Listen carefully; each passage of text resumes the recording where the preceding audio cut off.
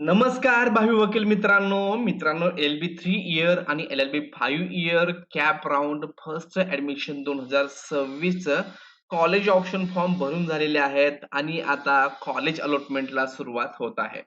तर मग आपल्याला कॉलेज भेटलेलं आहे का नाही? जर ते कॉलेज भेटलं असेल तर कोणतं भेटलेलं आहे? ते कसं चेक करायचं?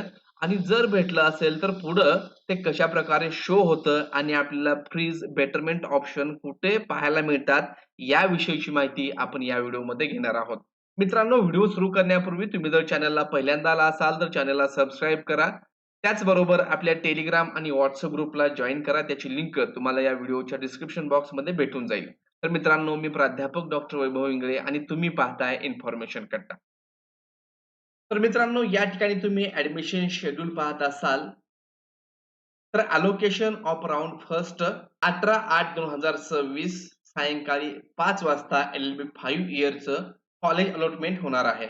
आणि तेच जर आपण LLB 3 इयरचं पाहिलं ऍडमिशन शेड्यूल मध्ये 19/8/2026 सायंकाळी 5 वाजता फर्स्ट कॅप राउंड साठी कॉलेज अलॉटमेंट होणार आहे. मग आपल्याला कोणतं कॉलेज अलॉट झालेलं आहे हे अलॉटमेंट कसं चेक करायचं तर त्यासाठी तुम्हाला याच वेबसाईटला यायचं आहे. ऑफिशियल वेबसाईटलाच तुम्हाला हे सर्व समजणार आहे. जेव्हा तुम्ही या ऑफिशियल वेबसाईटला याल तर तुम्ही दोन प्रकारे तुमचं कॉलेज अलॉटमेंट चेक करू शकता.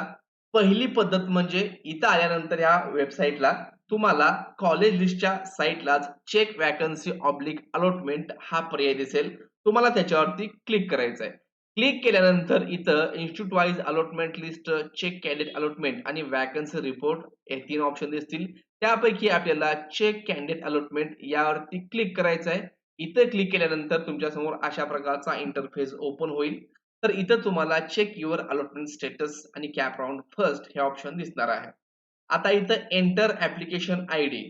मग इथं आता ऍप्लिकेशन आयडी कुठला टाकायचा तर तो आपण जेव्हा कॅपचं रजिस्ट्रेशन केलं होतं, कॅपचा फॉर्म भरलेला होता, आपला ऑप्शन फॉर्म भरलेला होता, तर त्या ऑप्शन फॉर्म वरती तो ऍप्लिकेशन आयडी असणार आहे. तो तुम्हाला अशा प्रकारचा एल पासून सुरू होणारा तुमचा ऍप्लिकेशन आयडी असणार आहे. तर तो तुम्हाला कॉपी करून या ठिकाणी घ्यायचा आहे आणि या ठिकाणी तुम्हाला ऍप्लिकेशन आयडी मध्ये टाकायचा आहे आणि चेक युअर अलॉटमेंट यावरती क्लिक करायचं आहे.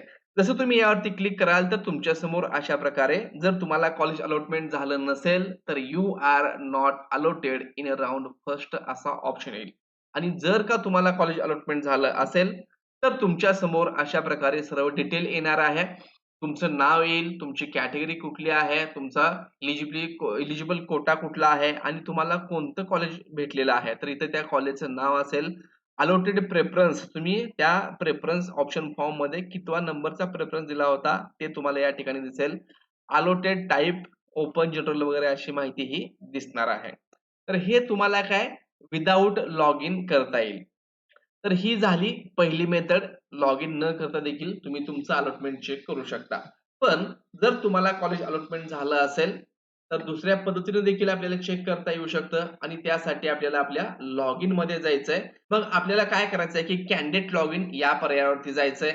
इथं आपला लॉग इन आयडी आणि पासवर्ड टाकून साइन इन या बटनावरती क्लिक करायचंय. जसं आपण इथं साइन इन करतो तर तुमच्या समोर अशा प्रकारचं एक पेज ओपन होतं. आणि या पेज मध्ये आता हे जे ऑप्शन आहेत या ठिकाणी दोन ऑप्शन ऍड होतात आणि हे दोन ऑप्शन अशा प्रकारचे असणार आहेत अलॉटमेंट मध्ये. प्रिंट अलॉटमेंट लेटर आणि दुसरं असणार आहे सेट सीट एक्सेप्टन्स स्टेटस.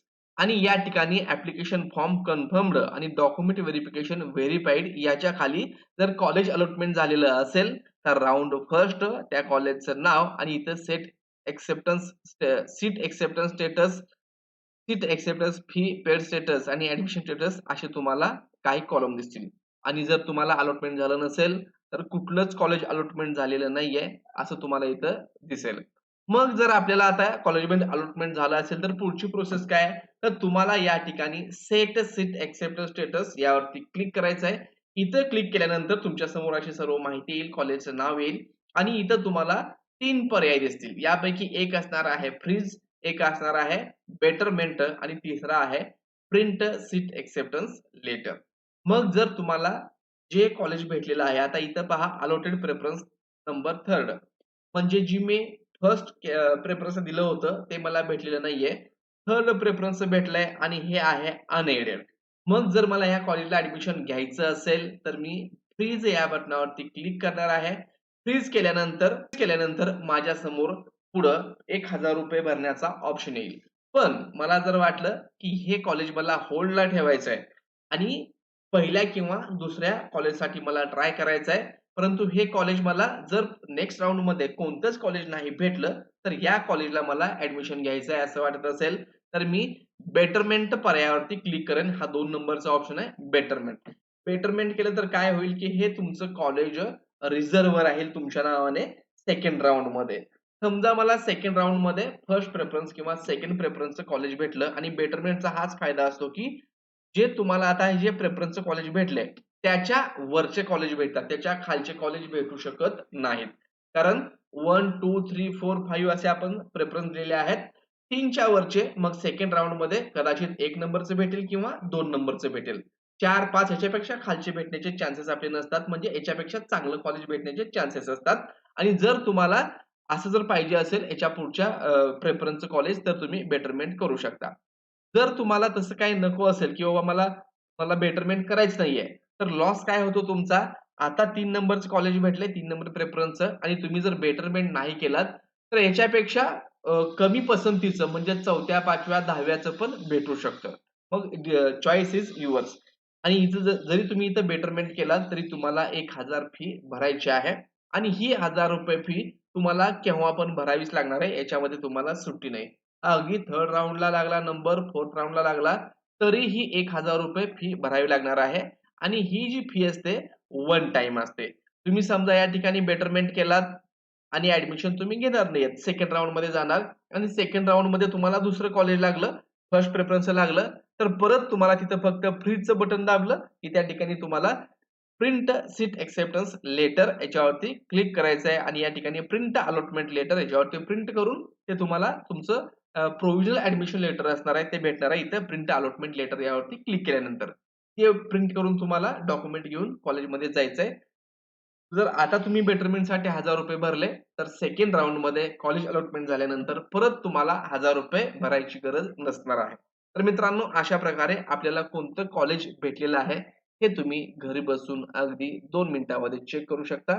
मित्रांनो, व्हिडिओ आवडला असेल तर चॅनलला लाईक करा, सबस्क्राईब करा, तुमच्या मित्रांना शेअर करा. धन्यवाद. क्लिक करायचं आहे आणि या ठिकाणी प्रिंट अलॉटमेंट लेटर याच्यावरती प्रिंट करून ते तुम्हाला तुमचं प्रोव्हिजनल ॲडमिशन लेटर असणार आहे, ते भेटणार आहे इथं प्रिंट अलॉटमेंट लेटर यावरती क्लिक केल्यानंतर. ते प्रिंट करून तुम्हाला डॉक्युमेंट घेऊन कॉलेजमध्ये जायचंय. जर आता तुम्ही बेटरमेंटसाठी ₹1000 भरले, तर सेकंड राउंडमध्ये कॉलेज अलॉटमेंट झाल्यानंतर परत तुम्हाला ₹1000 भरायची गरज नसणार आहे. तर मित्रांनो, अशा प्रकारे आपल्याला कोणतं कॉलेज भेटलेलं